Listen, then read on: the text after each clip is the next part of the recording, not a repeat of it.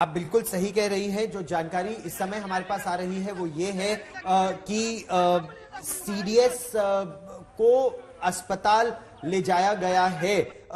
उनकी पत्नी, उनके जो मिलिट्री असिस्टेंट है, एक ब्रिगेडियर रैंक के अधिकारी, उसके अलावा 2 पायलट, एक फ्लाइट इंजीनियर और उनके स्टाफ, ये लोग उस हेलीकॉप्टर में उस समय मौजूद थे। ये सूत्रों के हवाले से अभी जानकारी आ रही है।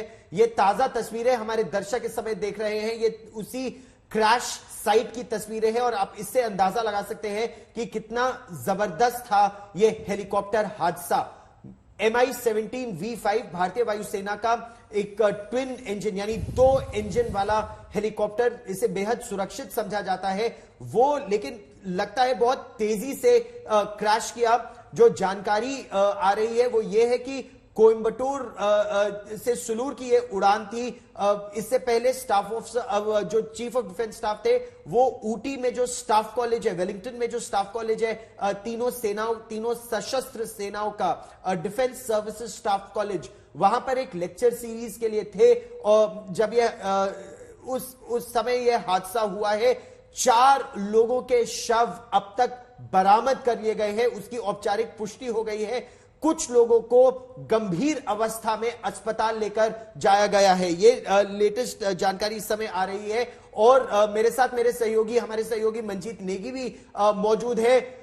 मंजीत, चाहे प्रधानमंत्री कार्यालय हो, राष्ट्रीय सुरक्षा सलाहकार की टीम और आप लगातार संपर्क में हैं, या सेना मुख्यालय लगातार लेटेस्ट जानकारी वो लेने का प्रयास कर रहे हैं सीडीएस की हालत के बारे में, या जो लोग उस हेलीकॉप्टर में मौजूद थे, और ताजा जानकारी हमें क्या मिल पा रही है?